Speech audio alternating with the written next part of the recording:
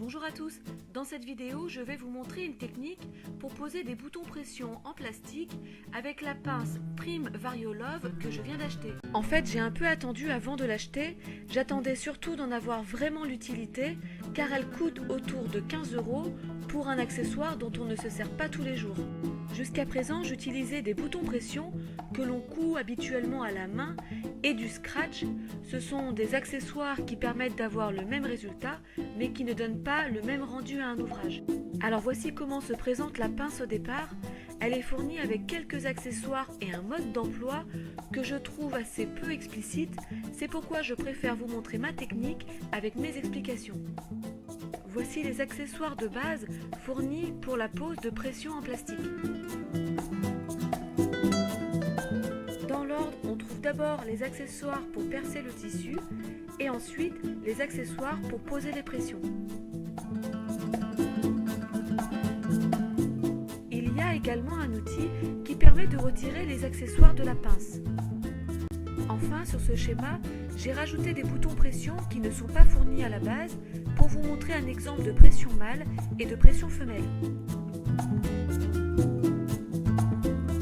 Les accessoires pour percer s'insèrent assez facilement de chaque côté de l'ouverture de la pince. Il y a un côté avec un picot et un côté avec un petit cylindre creux. Voici le test avec le perçage d'un tissu en coton fin et un test avec un tissu crétonne un peu plus épais. Dans les deux cas, le perçage se fait assez facilement. Pour retirer les accessoires, je positionne le petit levier rouge de manière à faire levier et ainsi faire ressortir chaque accessoire inséré. Les accessoires de pose de pression s'insèrent de la même manière que ceux pour le perçage. Il y a un côté avec une petite pièce blanche plate et un autre côté avec un petit embout mou en plastique. Pour la pose de pression en plastique, je positionne la pression qui ressemble à une punaise sur la partie blanche. La partie en plastique transparent sert à déposer la pression mâle ou la pression femelle. Une nouvelle fois, pour retirer les accessoires, je positionne le petit outil rouge de manière à faire levier et ainsi faire ressortir chacun des accessoires. Passons maintenant à un exemple concret avec la pose de pression sur cette pochette en coton. Le revers de la pochette est plus épais que le reste car il est composé de deux épaisseurs de coton dont l'un des deux côtés est rigidifié par un morceau de thermocollant. Sur le tissu, j'ai fait des petites croix à la craie à l'emplacement où je souhaite insérer des pressions. Mais comme on ne les voit pas bien à l'écran, je décide de faire des points au feutre. J'insère les accessoires de perçage sur la pince et je viens placer la pince de part et d'autre du tissu avec le picot de perçage sur le point au feutre. Je serre la pince très fermement et je fais des petits mouvements gauche et droite pour m'assurer que le tissu est bien percé. Une fois le premier trou terminé, je passe au suivant avec la même méthode.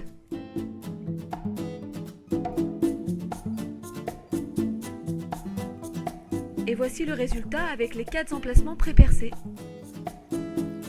Si vous devez poser des pressions sur des tissus épais ou des tissus sur lesquels la pince ne fonctionne pas, je vous conseille de faire le perçage à la main avec un poinçon. Passons maintenant à la pose de pression en plastique. Dans cette vidéo, j'utilise des pressions d'un diamètre de 12,4 mm et de la même marque que la pince. Sur internet, j'ai lu qu'il est également possible d'utiliser des pressions de marques différentes. La pose de pression fonctionne par paire. Je m'explique. La première paire est composée d'une pression qui ressemble à une punaise et d'une pression mâle. En face, il faut constituer une seconde paire composée d'une pression qui ressemble à une punaise et d'une pression femelle. C'est donc cette double paire qui permet de former l'ouverture et la fermeture d'un bouton pression. Je commence par poser la première paire de pression sur le tissu composé de la punaise sur l'endroit et de la pression mâle sur l'envers. Puis avec la pince équipée des accessoires de pose, je serre fermement pour attacher les deux pièces ensemble. En relâchant la pince, la pression tient toute seule, ce qui signifie qu'elle est bien fixée.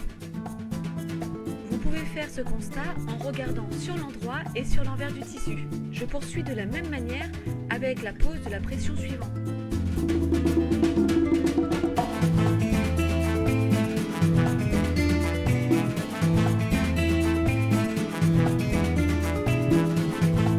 La pression d'en face est formée une nouvelle fois de la punaise et cette fois-ci de la pression femelle. La technique de pose est la même, elle consiste à serrer la pince fermement pour attacher ensemble les deux pièces. Je répète toutes ces opérations avec la pose de la quatrième et dernière pression.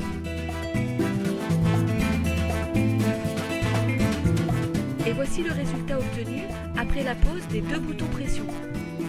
Il ne reste plus qu'à tester pour voir si l'ouverture et la fermeture fonctionnent bien. Vous savez désormais comment poser des pressions en plastique sur un ouvrage. Si cela vous intéresse, vous trouverez les prix et les lieux d'achat du matériel dans la barre d'infos en dessous de la vidéo. J'espère que cette vidéo vous a plu. N'hésitez pas à me laisser des commentaires si vous avez des questions et je vous dis à bientôt pour un prochain tuto.